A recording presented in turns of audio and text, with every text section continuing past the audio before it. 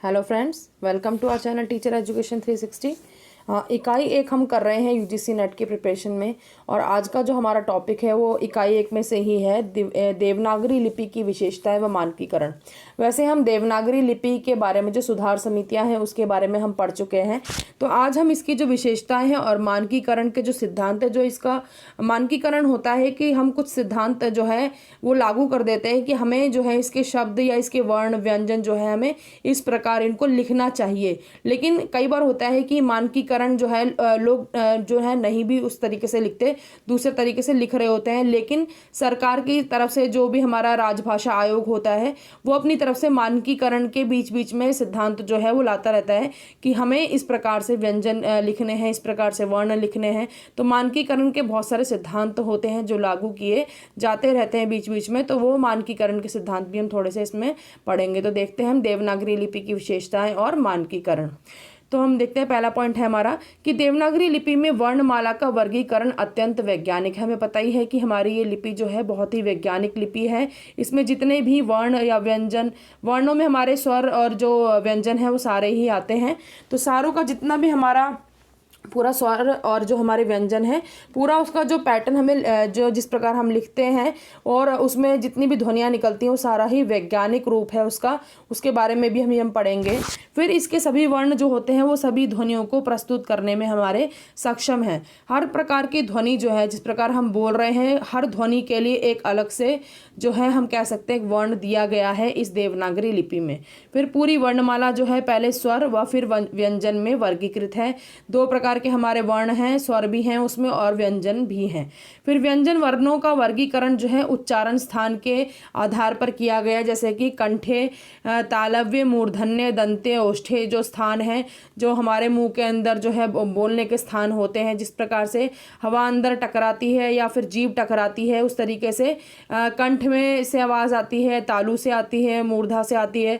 तो बोलने के स्थान के आधार पर भी व्यंजनों का जो वर्गीकरण किया गया है। फिर अंतस्थ जो हो है, जो य र ल व है, ऊष्म व्यंजन है, श श स ह जो है, संयुक्त व्यंजन है, श त्र ज्ञ श्र जो है, इनके रूप में जो है वर्गीकरण भी किया गया है। फिर पुनः व्यंजनों को अल्प प्राण, महाप्राण, अघोष और सघोष में भी वर्गीकृत किया गया है। ऐसी विशेषता किसी अन्य लिपि में नहीं पाई जाती। इसलिए मतलब इस जो पूरी लिपि हमारी देवनागरी लिपि है इसमें बहुत अच्छे से वर्गीकरण किया हुआ है। चाहे तो कहीं उच्चारण स्थान के आधार पर वर्गीकरण कह लें, या हम कह लें हमें जो हवा का आवागमन होता है, या कहते हैं घर्षण के आधार पर जो है जिस प्रकार से घर्षण होता है अघोष और सघोष ध्वनियों में, उस प्रकार से जो वर्गीकरण किया है।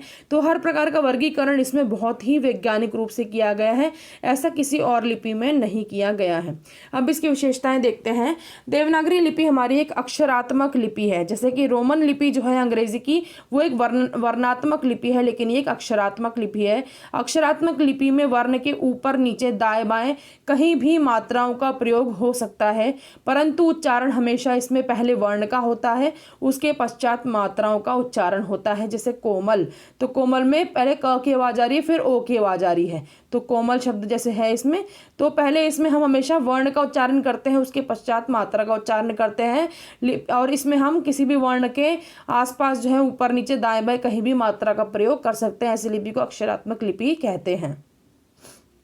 फिर अक्षरात्मक लिपि अक्षर प्रयोग के कारण कम स्थान भी घेरती है, जबकि वर्णात्मक लिपि जो होती है वर्णों के पहले प्रयोग के कारण जो होती है वो समय, श्रम तथा स्थान सभी दृष्टिकोणों से उपयुक्त नहीं है। जैसे कि इसमें एग्जाम्पल लिया है, शब्द एक ही है लेकिन उसको दोनों लिपियों में लिखा है हमने। कृष्ण जो है वो हमने देवनागरी लिपि में लिखा है, और यहाँ कृष्ण जो है हमने रोमन लिपि में लिखा है।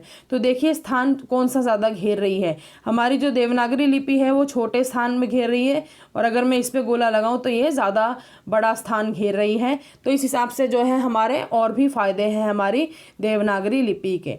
हमारी देवनागरी लिपि अक्षरात्मक है और रोमन लिपि वर्णात्मक लिपि है। फिर देवनागरी लिपि में प्रत्येक ध्वनि के लिए एक वर्ण है, हर ध्वनि के लिए, परंतु रोमन लिपि में एक तरह का मैंने जो है इसमें आपको जो है अंतर भी बता दिया है कि देवनागरी लिपि और रोमन लिपि में क्या अंतर है, हमारी देवनागरी लिपि क्यों ज़्यादा बेटर है रोमन लिपि से। ड और न के लिए यहाँ पे जो है अंग्रेजी की रोमन लिपि में एन का प्रयोग किया जाता है, जबकि हमारी अगर ड बोलेंगे हम तो उसके लिए हम अलग अलग दोनों जो है चिन्हों का प्रयोग करते हैं हम, और द और ड के लिए हम इंग्लिश में केवल एक ही लेटर का प्रयोग करते हैं, डी का। फिर देवनागरी लिपि में मूक वर्ण यानी साइलेंट लेटर जैसी कोई समस्या नहीं होती, परंतु रोमन लिपि में होती है। जैसे कि नॉलेज बोलेंगे तो वहाँ पे के साइलेंट होता है, निमोनिया बोलेंगे तो वहाँ पी साइलेंट होता है। तो साइलेंट लेटर वाली प्रॉब्लम हमारी देवनागरी लिपि में नहीं होती है। फिर देवनागरी लिपि के लिए एक पड़ी रेखा, एक खड़ी रेखा और एक अर्धवृत्त का सहारा जो है वो काफ़ी होता है। मतलब हम जब बच्चों को देवनागरी लिपि लिखना सिखाते हैं तब हम उनको एक पड़ी रेखा लिखना जैसे ऐसे करके लाइंस सिखाते हैं, खड़ी रेखा ऐसे करके उनको लाइन सिखाते हैं, और एक अर्धवृत्त हमारे बच्चों को आना चाहिए इस तरीके से। तो इन लाइन से ही हमारी देवनागरी लिपि जो है पूरी अच्छे से बच्चे बनाना सीख जाते हैं। तो इस तरीके से एक वैज्ञानिक लिपि है, और इसमें जैसे हमारे बच्चों को अगर एक प्रकार से हिंदी लिखना सीख जाते हैं, उसी को सुंदर बना लेते हैं, तो हमारी देवनागरी लिपि वहीं संपूर्ण हो जाती है। लेकिन अगर आप अंग्रेजी की बात करें तो बच्चा पहले नॉर्मल इंग्लिश लैंग्वेज लिखना सीखता है, लेटर्स को जो है बिना मिलाए लिखना सीखता है, उसके बाद फिर वो कर्सिव राइटिंग सीखता है। मान लीजिए पहले जो है लेटर लिखेगा, मान लीजिए CA, तो वो इस तरीके से लिखेगा कैट, उसके बाद अगर जब वो लिखेगा तो फिर इस तरीके से मिलाकर लिखता है उसको। तो वहाँ पे और जो है उसको आगे सीखना पड़ता है इंग्लिश में, जबकि हिंदी में ऐसा कुछ है नहीं प्रॉब्लम। आगे देखते हैं। फिर शिरोरेखा के कारण वर्णों व शब्दों के बीच जो है भेद किया जा सकता है। हमारे आप देखें इसमें देवनागरी लिपि में शिरोरेखा हम लगाते हैं जब लाइन ऊपर शब्दों के बीच में, देखिए शिरोरेखा लगाने के बाद जो है स्पष्टता आ जाती है कि शब्द के बाद इन शब्दों के बीच में यहाँ पे गैप है, गैप दिख रहा है आपको यहाँ पे, तो ये शिरोरेखा की वजह से होता है। तो इससे जो है आसानी से हम शब्दों के बीच में और वर्णों के बीच में भी आसानी से हम गैप कर सकते हैं, पहचान कर सकते हैं। अब बात करते हैं देवनागरी लिपि का मानकीकरण की बात करते हैं। देवनागरी लिपि एक वैज्ञानिक लिपि है, परंतु कुछ समस्याओं को लेकर यह मानकीकरण की दिशा में कुछ उलझी हुई सी रहती है, क्योंकि मानकीकरण के सिद्धांतों जो है सरकार की तरफ से आते रहते हैं, लेकिन सब लोगों तक पहुंच नहीं पाते हैं, क्योंकि सब लोग इसके लिए पत्रिकाएं वगैरह नहीं पढ़ते, समाचार पत्र नहीं पढ़ते हैं। तो जितना पता लग पाता है लोग उतना हिसाब से अपना हिंदी भाषा का प्रयोग करते हैं। तो पहला हम देखते हैं, पहला मानकीकरण के कुछ सिद्धांत हम पढ़ेंगे कि हमें इसमें ऐसा प्रयोग करना चाहिए, और कई लोग करते भी हैं, और हम जो हिंदी साहित्य पढ़ने वाले लोग होते हैं हमें तो करना ही चाहिए, और हमें और लोगों तक भी पहुंचानी चाहिए ये बात कि अब हिंदी साहित्य में मानक वर्तनी में क्या चल रहा है। तो पहला पॉइंट है हमारा कि अंग्रेजी के जिन शब्दों में ओ ध्वनि का प्रयोग होता है उसके लिए हिंदी की देवनागरी लिपि में हमें अर्धचंद्राकार, जिसमें बिना बिंदी का, इसमें बिंदी नहीं लगाते, का प्रयोग करना चाहिए। जैसे डॉक्टर के लिए देखिए यहाँ पे हमने सब में ओ का प्रयोग करा है ऊपर, लेकिन इसमें बिंदी जो है हम नहीं लगाते हैं, वो जो होता है अनुनासिक हो जाता है, वहाँ पे वो नहीं है। ये जो है अंग्रेजी की ओ ध्वनि है, इसके लिए हम केवल एक अर्धचंद्र यानी कि आधा चांद का निशान लगाते हैं इसमें। आगे है अनुस्वार प्रतीक का प्रयोग जो होता है दो परिस्थितियों में संभव नहीं है। जैसे पहला है कि यदि अनुस्वार प्रतीक दो पंचमाक्षर क्या होते हैं, जब मैंने आपको 25 अक्षर पढ़ाए हैं, 25 व्यंजन, जिसमें 5x5 वाला मैंने आपको पढ़ाया था, जिसमें हम पढ़ते हैं क ख ग घ ड़ वाला जो आखिरी नासिक के व्यंजन भी जिन्हें कहते हैं अनुनासिक व्यंजन, वो हमारे पंचमाक्षर भी कहे जाते हैं। फिर च छ ज झ न्य वाला, ट ठ ड ढ ण वाला, त थ द ध न और प फ ब भ म में म वाला। तो ये पंचमाक्षर जो है लास्ट वाले पांचों। तो यदि अनुसार प्रतीक दो पंचमाक्षर आ जाए, चाहे वो समान हो या फिर वहाँ पर दोनों असमान हो, लेकिन होने चाहिए वो दोनों पंचमाक्षर, तो उसकी जगह हम क्या करेंगे, अनुस्वार की जगह उनको अर्ध पंचमाक्षर का प्रयोग करेंगे। जैसे कि जन्म, यहाँ पे देखिए ये इसमें जन्म में न और म का प्रयोग है, न भी पंचमाक्षर है, म भी पंचमाक्षर है, तो यहाँ बिंदी नहीं लगाएंगे। फिर अम्मा में म और म दोनों ही पंचमाक्षर है, सेम है, इसमें भी दोनों म है यानी सेम पंचमाक्षर है, और इसमें भी दोनों सेम पंचमाक्षर है। तो पंचमाक्षर वो लास्ट वाला नासिक के, जो मैंने आपको बताया था कि अनुनासिक व्यंजन जो होता है नासिक के वाला पांचवा जो होता है हमारा, जो ग्रिड मैंने 5x5 वाली, आप पहले की वीडियो देखेंगे तो आप समझ जाएंगे। फिर उसके बाद है यदि पंचमाक्षर के पश्चात, अगर पंचमाक्षर की ही बात चल रही है, लास्ट वाला जो ड़ है, न्य है, न है, म है, इन अक्षरों के बाद अगर अंतस्थ व्यंजन आते हैं यानी कि य र ल व आते हैं, तब भी हमें अनुस्वार का प्रयोग नहीं करना, हमें पंचमाक्षर का ही प्रयोग करना है। जैसे कि यहाँ पे है अन्वय, अन्वय में देखिए आप न है, न हमारा पंचमाक्षर होता है न वाला, और इसमें हमारा न वाले की बात कर रहे हैं हम इसमें, और वह जो है हमारा ये होता है अंतस्थ व्यंजन। तो हम यहाँ पे बिंदी नहीं लगाएंगे, आधे न का प्रयोग करेंगे, आधे पंचमाक्षर का। फिर देखिए म हमारा पंचमाक्षर है, यह हमारा अंतस्थ है। फिर इसमें म हमारा पंचमाक्षर है, वह हमारा जो है अंतस्थ है। तो इस तरीके से, और देखिए हम इसको संवाद को कई बार इस तरीके से भी लिख देते हैं आजकल, हम इस पर बिंदी लगा देते हैं, जबकि हमें ऐसा प्रयोग नहीं करना चाहिए, क्योंकि ये रूल हमें यही बोल रहा है कि जब हमारा पंचमाक्षर हो, क्योंकि यहाँ पंचमाक्षर म है और इसमें हमारे इसके बाद कौन सा अंतस्थ है, इसमें व है, तो अब हमें इसको आधा कर देना है, यानी कि इस तरीके से इन दोनों का प्रयोग करना है। इसकी जगह हमें बिंदी जो है वो नहीं लगानी है। तो ये रूल्स का हमें ध्यान रखना चाहिए। अगला है क्रिया व अव्यय में हमें ए का प्रयोग ही करना चाहिए, य पे ए की मात्रा हमें नहीं लगानी चाहिए, या फिर य का प्रयोग हमें नहीं करना चाहिए, जो हम करते हैं कई बार। लीजिए हम कई बार इस तरीके से लिख देते हैं, हमें नहीं करना चाहिए, हमें इसमें ए का प्रयोग करना चाहिए। लीजिए, दीजिए, कीजिए, लिए, या फिर चाहिए, जैसे मैंने इसमें भी लिखा है यहाँ पे चाहिए, इस तरीके से हमें इसमें प्रयोग करना चाहिए। आगे देखते हैं। फिर है संज्ञा शब्दों के अंत में हमें बड़ी ई का प्रयोग जो है होना चाहिए, बड़ी य पे बड़ी ई की मात्रा का नहीं करना चाहिए। जैसे भलाई, देखिए भलाई इस तरीके से नहीं लिखना चाहिए, भलाई, पिटाई, कमाई, पढ़ाई, इस तरीके से हमें बड़ी ई का प्रयोग करना चाहिए। फिर है वर्णों को संयुक्त करने की प्रक्रिया जो है हमें हलंत लगाकर ही करनी चाहिए। जैसे लट्टू में हमें मतलब एक के नीचे एक नहीं लिखना चाहिए, हलंत लगाकर प्रयोग करना चाहिए हमें इसमें। जैसे देखिए ये लट्टू में ट के नीचे ट है, तो हमें जो है आधा ट को इस प्रकार हमें खोल कर लिखना है। मिट्टी में भी हमें ट के नीचे हलंत लगाकर आधा ट बना के लिखना है। विद्यालय में द की जगह द के नीचे हलंत या करके लिखना है। विद्यालय का स्वरूप तो अब ये बदल ही गया, लोग अधिकतर इसी प्रकार से यूज कर रहे हैं विद्यालय को। स्कूल्स में भी हम लोग एप्लीकेशन लिखते हैं जब, तो इसी प्रकार से यूज करते हैं विद्यालय शब्द का। आगे देखते हैं। छठा नियम हमें कहता है कि पुराने वर्ण जो हमारे जिस प्रकार हम लिखते थे, देखिए ये जो है हमारे द्वित्व व्यंजन आप इनको कह सकते हैं, जो हमारे डबल डबल हम यूज़ करते हैं, तो इनको हमें ऐसे लिखना है। देखिए दो द हैं यहाँ पे, उनको इस तरीके से खोल कर लिखना है। इसमें द और ध का प्रयोग है, ऐसे खोल कर लिखना है। इसमें द और य का प्रयोग है, इस तरीके से लिखेंगे, और द और व का प्रयोग है, उसको इस तरीके से हम लिखेंगे। फिर इसमें पुराने वर्ण जो हम लिखते थे पहले, हम देखिए अ को हम इस तरीके से लिखते थे, अब ऐसे लिखना है। ख को हम ऐसे लिखते थे बिना मिलाए, अब हमें मिलाकर लिखना है। छ का रूप बदल गया है, झ का रूप भी बदल गया है। ऊपर जो मैंने लिखे हैं वो पुराने वर्ण हैं, नीचे जो लिखे हैं मानक वर्ण है, इस तरीके से लिखने हैं। वैसे भी अब ऊपर वालों का जो रूप है हम नहीं यूज़ करते, नीचे वाले ही करते हैं। फिर भी मैंने आपको लिख कर बता दिया है, कोई क्वेश्चन में हो सकता है बाई चांस इससे कोई क्वेश्चन आ जाए, तो ऊपर वाले पुराने वर्ण हैं, आप इसको एक बार देख सकते हैं। फिर है संयुक्त र के जो प्रचलित 3 रूप हैं वो यथावत ही रहेंगे मानक वर्तनी के अनुसार।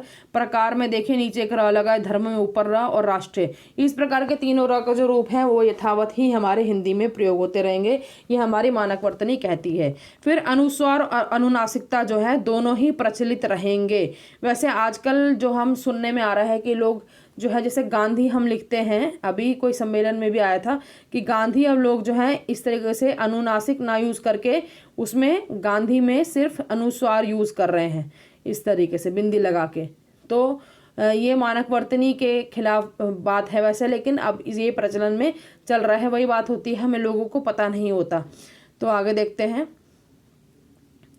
फिर है फुल स्टॉप को छोड़कर शेष विराम चिन्ह जितने भी अंग्रेजी के होते हैं वो हम देवनागरी लिपि में अपनी हिंदी लिखते टाइम यूज़ कर सकते हैं, ग्रहण कर लिए जाएं।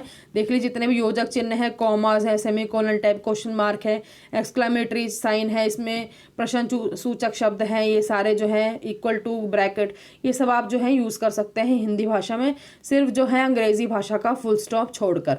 फिर है 11वां पॉइंट कि संयुक्त वर्णों का जो प्रयोग है संयोग लेखन व उच्चारण लाघवता व तीव्रता को दर्शाता है, इसे भी बरकरार रखा जाए। जैसे संयुक्त वर्ण हम प्रयोग करते आ रहे हैं हिंदी भाषा में शत्रज्ञ का, उसी तरीके से हमें प्रयोग करते रहना है, इसमें कोई चेंज नहीं है।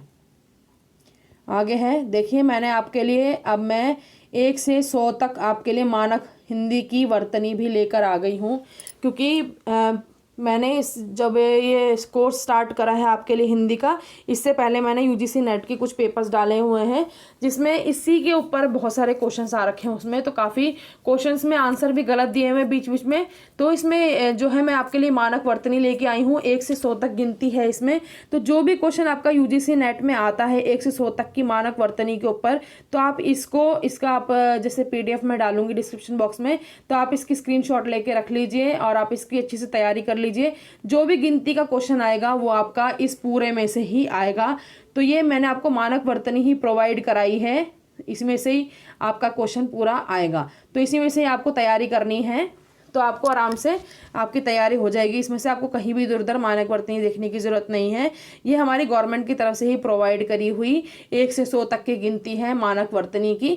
तो यहीं से आपको क्वेश्चन आएगा। तो जहाँ जहाँ जो भी पहले की वीडियोस देख रहे हैं जिसमें कि इनसे रिलेटेड कोई भी क्वेश्चन में प्रॉब्लम आ रही है गिनती से, तो वो यहाँ जाकर अपनी क्वेरी को सॉल्व कर सकते हैं खुद अपने आप ही, क्योंकि कई बार इतने क्वेश्चन के आंसर देने का टाइम नहीं मिल पाता। तो यहाँ पे आके अपनी जो देख सकते हैं गिनती कि किस, जैसे अगर मान लो पूछ रखा है कि 18 को किस प्रकार लिखते हैं, तो यहाँ पर देख लीजिए आप कि 18 को इस तरीके से लिखते हैं। हिंदी में 47 को ऐसे लिखते हैं, 53 को ऐसे लिखते हैं। इस पर भी क्वेश्चन आया हुआ है, 53 की जगह 53 लिखते हैं, ऐसे 75 की जगह 75 लिखते हैं। तो ये सब मानक वर्तनी का है। तो ये बहुत हेल्प करेगा आपका, क्योंकि इसमें से क्वेश्चन जरूर आता है यूजीसी नेट के पेपर में।